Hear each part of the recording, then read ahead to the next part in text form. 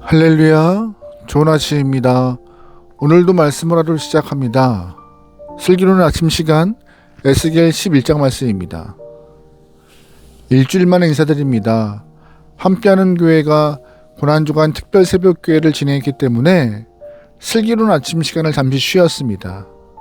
이제 부활절을 지나 새로운 마음을 갖고 다시금 슬기로운 아침 시간을 시작합니다. 여러분과 함께 말씀으로 주님께 더욱더 가까이 갈 수 있는 귀한 시간 되면 좋겠습니다. 또 하나 여러분에게 말씀드리고 싶은 것이 있는데요. 아마 오늘부터 이 슬기로운 아침 시간에서 중간중간 들어가는 말씀들을 우리가 일반적으로 보고 있는 개역 개정판이 아니라 새번역 성경으로 보려고 합니다. 조금 더 쉽게 말씀을 보려 하는 거니까는요. 이해하시면서 말씀을 나눌 수 있게 소망합니다. 시작합니다. 우리는 안전한 곳을 좋아하는데요.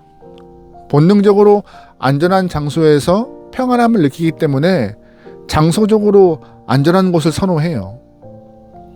위험한 곳에 머물고 싶어하는 사람은 거의 없습니다. 문명이 발달하기 전에는 그런 고대인들이 혼자서 외부의 위험을 버틸 수 없기 때문에 부족 공동체를 통하여서 안전을 보장받으며 살았습니다. 그 당시에는 혼자서 사냥하는 것도 어려울 정도였기 때문에 공동체가 함께 사냥하고 함께 먹거리를 장만하면서 나누어 먹고 서로의 안전을 지켜주었죠. 그 이후 조금씩 문명이 발달하면서 더 안전함을 위해 높은 곳에 성을 쌓기 시작했습니다. 그리고 그 이후에는 현대인들은 단단하고 좋은 자재를 통하여서 집을 짓고 개인 공간에서 안전을 보장받으려 노력했죠. 그런데 안전을 위하여서 쏟고 있는 노력에 비해서 우리의 삶이 정말 안전할까요? 공동체를 이루고 높은 곳에 성을 쌓고 좋은 재료로 개인 공간을 만든다 한들 안전이 보장된 곳은 없습니다. 역설적이지만 나의 안전을 위해서 상대의 안전을 무너뜨려야 하는 상황도 발생하기도 합니다. 이런 상황에서 하나님은 오늘 본문을 통해 하나님과 함께 있는 곳이 또한 우리의 영혼이 정결하게 위하여서 회개하는 곳이 안전하다라고 말씀하고 계세요. 그래서 하나님은 지금 우리에게 질문하십니다. 너는 지금 안전한 곳에 있니? 너의 영혼은 정결하니? 말씀을 통해 스스로의 위치를 점검하고 영혼을 점검하여서 하나님 안에서 평안함을 누릴 수 있는 삶이 되길 소망합니다. 아멘. 하나님은 에스겔에게 예루살렘 성전의 환상을 계속 보여주고 계십니다. 그런데 성전의 상황이 그리 좋지 못해요. 아니 엉망입니다. 이스라엘 70인 장로들이 성전에서 우상을 숭배하고 있으며 하나님의 영광은 지성소에서 문지방에서 성전 동쪽 문까지 나와 있는 상태입니다. 이제 하나님의 영광이 떠나면은 심판이 있을 상황인데 하나님께서는 다시 한번 에스겔에게 성전 동쪽 문 앞에 모여있는 25명의 고관들을 보여주세요. 1절 말씀입니다. 그때 주님의 영이 나를 들어 올리셔서 주님의 성전 동쪽으로 난 동문으로 데리고 가셨다.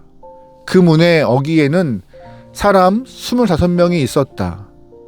나는 그들 가운데 백성의 지도자들인 아수르의 아들 야하샤냐와 분야의 아들 불라자가 있는 것을 보았다.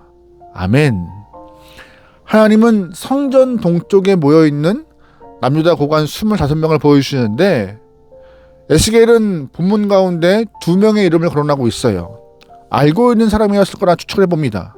그럼 에스겔이 알고 있던 두 사람은 어떤 사람이었을까요? 아니 성전 동쪽 문에 있는 25명의 고관은 어떤 사람이었을까요? 2절 말씀이에요. 주께서 나에게 말씀하셨다. 사람아, 이 사람은 이 성읍에서 포악한 일을 꾸며내며 악독한 일을 꾀하는 자들이다. 그들은 모두 집을 지을 때가 가까이 오지 않았다. 이 성읍은 가마솥이고 우리는 그 안에 담긴 고기다 하고 말한다. 아멘.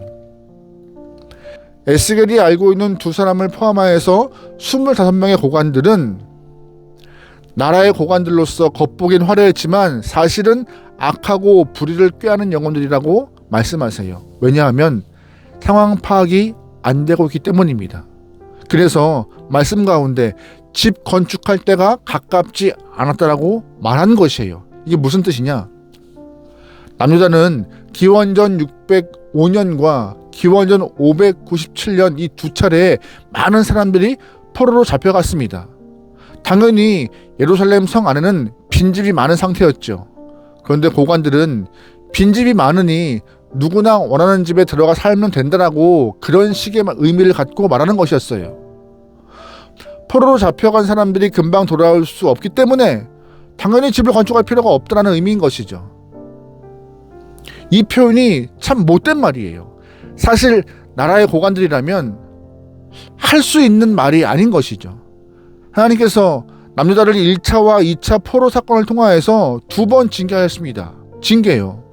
그렇다면 나라의 고관들이라면 제일 먼저 할 일이 빈집이 많네 라고 하는 말이 아니라 하나님께 엎드려 뜻을 묻고 잡혀간 국민들의 귀환을 위하여서 기도하는 것이 먼저였습니다. 하나님, 주의 백성들을 불쌍히 여기시고 그들을 속히 돌아와서 자신들의 집에서 살게 달라고 기도하는 것이 먼저였어요. 하지만 고관들은 그럴 마음이 없습니다. 그런 의지도 없어요. 회개의 눈물은커녕 오히려 자신들은 거기에서 제외되어서 웃고 있습니다. 어떻게 이들이 고관이라 할 수 있겠습니까? 또한 고관이란 사람들이 현실 인식이 굉장히 위험하고 부족해요. 예루살렘 성은 가마솥이 되고 자신들은 그 안에 고기라고 말해요. 무슨 뜻이에요? 주변에 고양이들이나 들짐승이 있어도 가마솥 안에 들어간 고기는 쉽게 훔쳐가지 못합니다.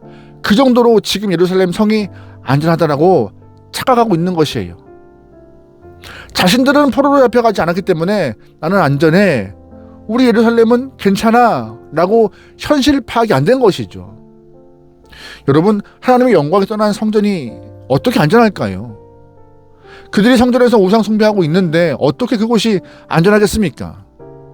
하나님은 더 이상 이곳은 안전하지 않아 라고 끊임없이 말씀하셔도 고관들이 여전히 문제 없어 라고 말하고 있는 현실 인식이 더욱더 놀라운 것입니다. 바보 같은 인식인 것이죠. 1차, 2차 포로로 많은 사람이 잡혀갔음에도 불구하고 우리는 안전할 거야 라고 말하고 있는 이들이 도무지 이해할 수 없는 것입니다. 하나님은 예루살렘 성과 성전은 더 이상 안전한 곳이 아님임을 말하고 계십니다. 11절이에요. 이 성읍은 너희를 보호하는 가마솥이 되지 않을 것이며 너희도 그 속에서 보호받는 고기가 되지 않을 것이다. 내가 너희를 이스라엘의 국경에서 심판하겠다. 아멘. 당연한 말씀입니다. 하나님은 하나님의 영광이 성전 동쪽 문까지 나간 상황에서 성전은 안전한 곳이 아니라는 사실을 계속 말하고 계신데 그들은 인식하지 못하고 있으니 한 사건을 통하여서 진짜 여기 성전 안전하지 않아라고 말씀하세요.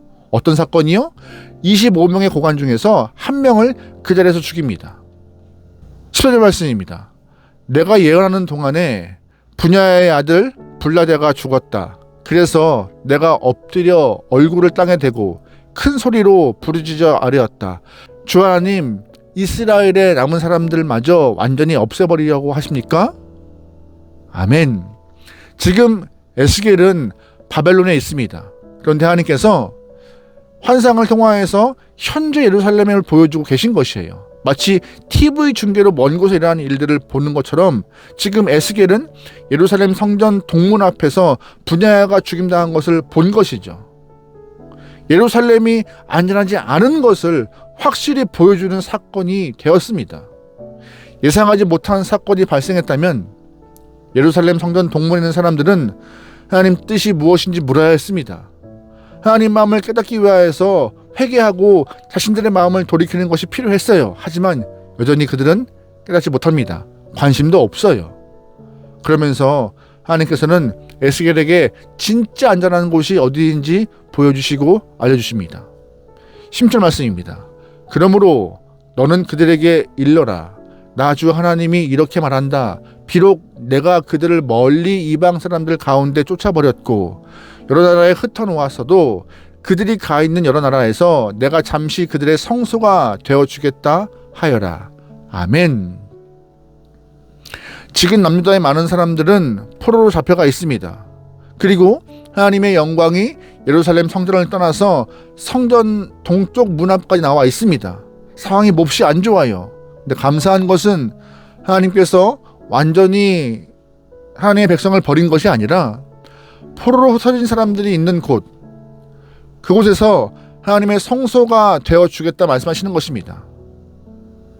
성소는요, 예루살렘 성전이 있는데 왜 포로로 잡혀간 사람들 나라에, 이방 나라에 하나님의 성소가 생기는 것일까요? 하나님이 이렇게 말씀하신 이유는 포로로 잡혀간 사람들이 회개하고 있었기 때문입니다. 바벨론으로 잡혀간 남유다의 포로들은 그발 강가에서 하나님을 부르며 회개하고 있던 것이었어요. 하나님은 회개하는 사람들을 보시고 그들의 목소리를 들으시고 또 그들의 마음을 살피시면서 회개하는 자들을 지키고 보호하시기 위하여서 그들의 성소가 되어주겠다 말씀하신 것이었어요. 그리고 회개한 장소가 안전한 곳임을, 하나님이 함께하는 곳이 가장 안전한 곳임을 알게 허락하신 것이죠. 우리가 좋은 집, 아름다운 성전이 있다고 해서 안전한 것이 아닙니다. 하나님께 회개하는 백성이 있는 곳, 그곳에 하나님이 함께 하시니 그 자리가, 회개하는 자리가, 거룩한 자리가 안전한 곳입니다. 그러기에 영적으로 정결하고 깨끗하면은요, 우리가 어디에 있든 하나님의 보호 아래 안전할 수 있습니다. 여러분 잘 보시면 다윗이 10수년 동안 광야에 살면서도 안전했던 이유가 뭐예요? 하나님과 친밀하게 교통했기 때문입니다. 반면에 사울 왕은요, 아름다운 왕궁에서 살면서도 불안했습니다. 그 이유가 뭐예요? 영적으로 정결하지 못했기 때문입니다. 부디 오늘 우리의 영혼을 다시금 돌아보면서 나는 말씀으로 채워진 삶 가운데 내 영혼은 정결한가 깨끗한가 돌아보면서 정결하고 깨끗하지 못했다면 다시금 주 앞에 돌아갈 수 있고 주 앞에 회개함을 통하여서 주 안에 살아갈 수 있게 소망합니다. 그래야 안전한 것입니다. 오늘 하루 하나님과 함께하여서 평안함을, 안전함을 누릴 수 있는 하나님의 귀한 영혼 될 수 있기를 주의로 축원합니다. 아멘. 기도하시겠습니다. 사랑하는 하나님, 일상 가운데 알고 지은 죄, 모르고 지은 죄가 너무나 많은 영혼들입니다. 주님, 예수의 이름으로 회개하고 주의 보혈로 정결함을 씻겨나오니 우리와 함께하여 주시옵소서. 정결한 영혼이 되어서 주님과 함께 살겠습니다. 성결한 영혼 되어서 주와 동행하겠습니다. 어디에 있던 주의 마음을 품고 주의 뜻을 목표 삼아 매 순간 살아갈 때마다 주님이시여 우리와 동행하시고 기름 부어 역사하여 주시옵소서. 승리하며 평안하며 주의 복을, 은혜를 누리기 원하오니 주님이시여 우리 마음밭에 은혜를 허락하여 주시옵소서. 오늘 하루를 맡겨오며 예수님의 이름으로 기도합니다. 아멘.